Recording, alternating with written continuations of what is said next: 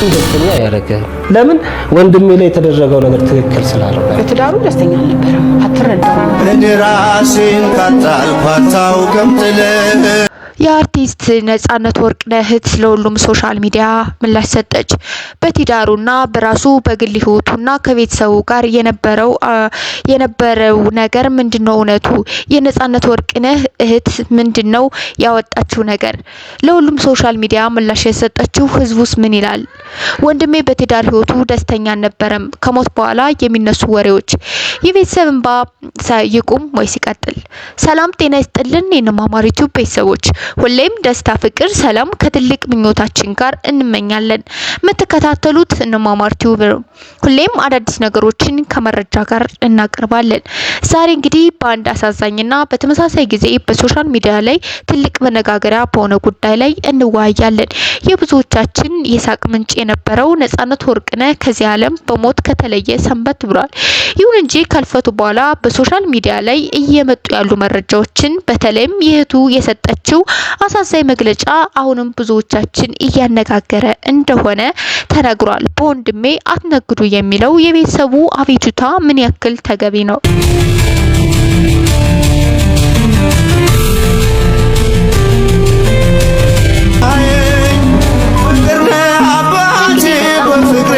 በረው የኢቢኤስ የቤተሰብ ጨዋታ ፕሮግራም ብዙዎችን ያስደሰተ አርቲስት ነው።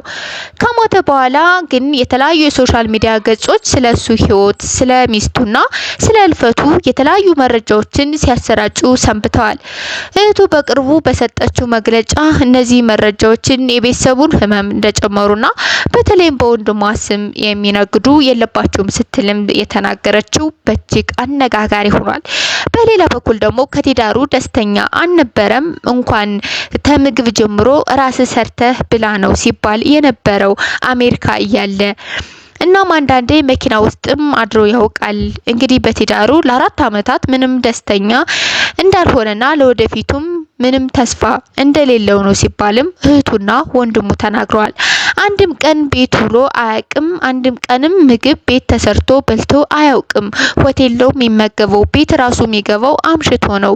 ይህን ምናየው እንግዲህ ኡራኤል እያለ ነው ሲሉም ቤተሰቦቹ ተናግረዋል።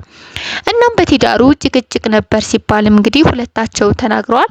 እንግዲህ እህቲቱም አንዴ አሜሪካ እያለም አሞት እያለ ራስ ሰርተ ብላ እኔ ለልጆች ሰራለው አንተ ደግሞ ለራስ ሰርተ ብላ የሚባል ነገርም ነበረ ስትል እህቲቱ ተናግራለች። እንግዲህ እህቲቱ ለኔም እንደዚህ ያለ እንደዚህ ተባልኩ እያለ ሲነግረኝ ነበር ብላም እህቱ ተናግራለች። እየነገረችን አንድም ሰው ሳይረዳው ነው የሞተው ሲሉም በቤተሰቦቹ በትልቅ ሀዘን ገለጹ።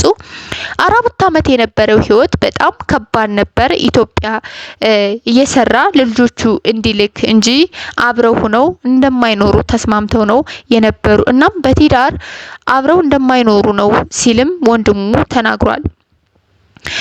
አንዳንዴ ገፍተን ቤት ስንሄድ እንኳን ለደቂቃ መቀመጥ አንችልም ስትልም እህቲቱ ተናግራለች።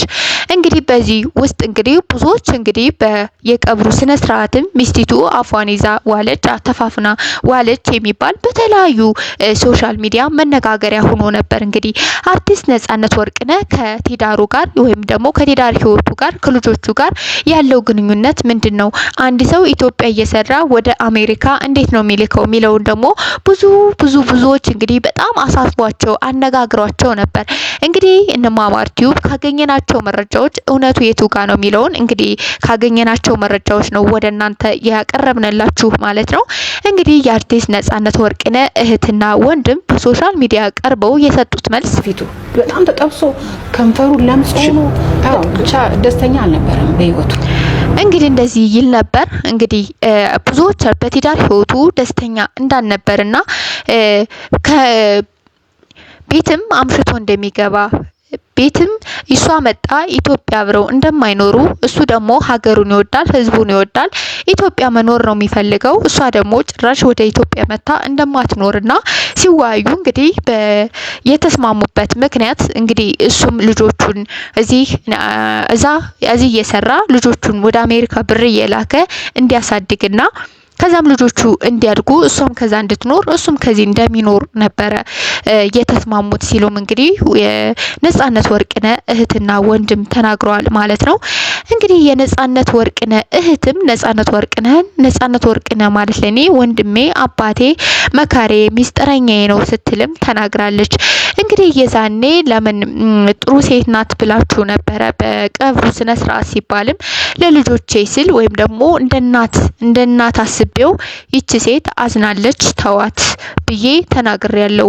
ምክንያቱም የወንድሜ የልጆች እናት ነች ስትልም ተናግራለች። ግን ከቀብር ስነ ስርዓት በኋላ ወደ ቤት ስንመለስ የተፈጠረው እናቲቱም እንግዲህ በእኔ መርዝ ሰጠሽ ነው የተገደለ ነው የተባልኩት ብላ በተለያዩ ነገሮች ስትል እኔም ነገሩ ተቀየረ ስትልም እንግዲህ እህቱ የነጻነት ወርቅነህ እህት ተናግራለች። እንግዲህ ከዚህ ላይ ደግሞ እንደነማማሪ የምንለው አንዳንዴ በሶሻል ሚዲያ ያው ብዙ ነገር ይወራል። እንደዚህ ነበር፣ እንደዚህ ሆነ፣ እንደዚህ ተፈጠረ እየተባለ በብዙ ነገር ይነጋገራል። ግን ደግሞ እዚህ ጋር ልብ እንደ ሰው ማሰብ ያለብን ወይም ደግሞ መናገር ያለብን አንድ ሰው ከሞተ ሳይሞት መጀመሪያ መጠንቀቅ ነበረብን። ምንድነው ችግሩ ብሎ ችግሩን ገፍቶ መፍታት የቅርብ ጓደኞቹ ኦር ቤተሰቦቹ ምንድነው የሚለውን ሳይሞት መጀመሪያ ችግሩን መፍታት። ያ ካልቻለ ደግሞ አሁን ላይ በየቀኑ የሱ ስም ሲነሳ በየቀኑ የሱ ስሞች ሲነሱ እንግዲህ አንድ ሰው የቤተሰቡ አካል የሞተ ሰው አንድ ሰው ሲያልፍ ለቤተሰቡ የሚሰማው ሀዘን እጅግ በጣም ከባድ ነው። ዛሬ እንደዚህ ተደረገ የነጻነት እንደዚህ ተደረገ ተብሎ እንኳን የሱ መላው ኢትዮጵያውያን እንግዲህ የሱ ስም ሲነሳ ማንም ሰው የማያዝንና የማያለቅስ ሰው የለም። እንግዲህ አንዴ እንግዲህ የነጻነት ወርቅነህ እንግዲህ አባታችን፣ ወንድማችን፣ ሁሉ ነገራችን፣ አሳቂያችን እንግዲህ አንዴ ወደ ማልፈው ዓለም በአምላኩ እቅፍ ገብቷል።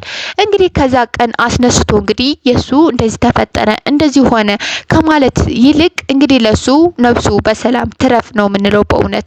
ምክንያቱም የሱን አሁን እንደዚህ ተፈጠረ እንደዚህ ነበር ከማዘንና ከማልቀስ ውጭ ሌላ ምንም ሊመጣ አይችልም ማለት ነው። እንግዲህ በብዙዎች ዘንድ እንግዲህ ኮመንት ምንም ስናይ እንግዲህ ነጻነት ይሄን ሁሉ ይዞ ነው ወይ የሞተው ምናምን ይባላል።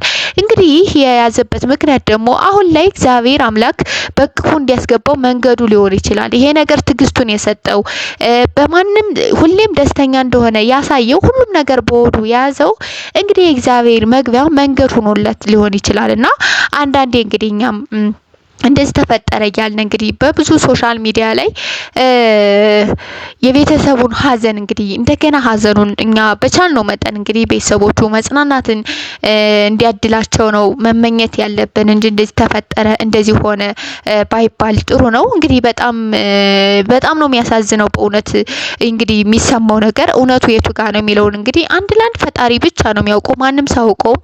ሁሉም ሰው የየራሱ የሆነ አስተያየት አለው፣ የየራሱ የሆነ ሁላችንም የተለያየ አስተሳሰብ ነው ያለንና ሁሉም ጋር የቱ ጋር ነው እውነቱ የሚለውን ነገር ፈጣሪ ብቻ ነው የሚያውቀው ማለት ነው። እንግዲህ ለቤተሰቦቹ በእውነት በጣም መጽናናትን ነው የምንመኘው። ምክንያቱም አንድ ሰው እንኳን እንደዚህ እንደነጽ አይነት ሰው ማንም ሰው እንኳን ከቤተሰብ ሲለይ በጣም ውስጥን ነው እንትን የሚለውና እንግዲህ ነጽን ማለት እንግዲህ በጣም ትልቅና ተወዳጅ አዝናኝ ለሰው በቃ የሚደርስ ማለት ነው። እንግዲህ በጣም አንጀት የሚቆርጥ ነው በእውነት ሀዘኑ ማለት ነው። እንግዲህ ውድ ቤተሰቦቹ የነጻነት ወርቅነህ እንግዲህ እግዚአብሔር ፈጣሪ ከናንተ ጋር ይሁን።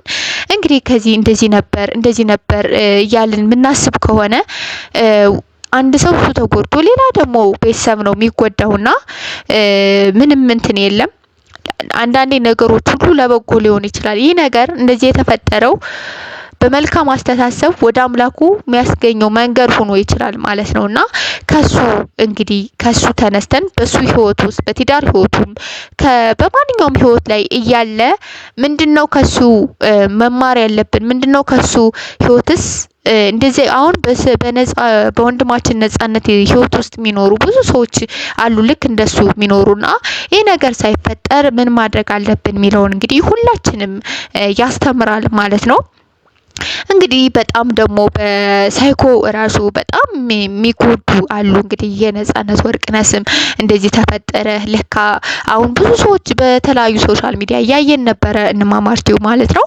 እንግዲህ ብዙዎቻችን ብዙዎች ስናየው ምንድነው ወይኔ ነጽዬ ለካ ይሄን ሁሉ ተሸክመ ነው ለካ ይሄን እንደዚህ ብለ ነው እንላለንና እንግዲህ ያው ውስጣችን ነው እንትን የሚለው እንግዲህ እውነቱ ምን እንደሆነ እንግዲህ ፈጣሪ ብቻ ነው የሚያውቀው ማለት ነው። እንግዲህ እኛ ዋናው ነገር እንግዲህ ከዚህ ላይ ማወቅ ያለብን ነገር ማለት ነው ለቤተሰቦቹ ትልቅ መጽናናት እንዲሰጣቸው ነው እኛ ማድረግ ያለብን ማለት ነው። ያም እንደዚህ ተፈጠረ እንደዚህ ሆነ ስንል እንግዲህ አዲስ ነገር ምንድነው እያሉ እንግዲህ አንዳንድ ሰው እንትን ሲከፍቱ በጣም እንትን ያስችላልና እንግዲህ ውድና የተከበራችሁ ቤተሰቦቼ እንግዲህ ይሄን ለማለት ነው በዛሬ አዳዲስ ነገሮች የመጣ ነው። እንግዲህ በሌላ አዳዲስ ነገሮች እስከምንገናኝ ሀገራችን ሰላም ያድርገው። የተከበራችሁ የተወደዳችሁ የአርቲስት ነጻነት ወርቅነህ ቤተሰቦች እውነት ፈጣሪ የምታምኑት ፈጣሪ ሀዘናችሁን ሁሉ እንዲያጽናናና ከጎናችሁ እንዲሆን እንመኛለን። እንግዲህ እኛም እንግዲህ ከዚህ እውነቱን ሰምተናል። እንግዲህ የነጻነት ወርቅነህና ወንድም የሰጡት በሶሻል ሚዲያ ቀርበው እውነቱ ምንድነው የሚለውን ነገር አውቀናል ማለት ነው። ከዚህም በኋላ እንግዲህ እንደዚህ ተፈጠረ ምናምን እያለ እንግዲህ የውስጣችንም ሁላችንም ነው ሀዘን የሚሰማንና እንግዲህ የዛሬ ቪዲዮ ይሄን ይመስል ነበር። በሌላ ቪዲዮ እስከምንገናኝ ድረስ ሰላም ሆኖ ሀሳብ አስተያየታችሁን ኮሜንት ላይ አስቀምጡልን። በሌላ አዳዲስ ቪዲዮ እስከምንገናኝ ሀገራችን ሰላም ያድርገው። ሰላም ሆኖ ቻው ቻው።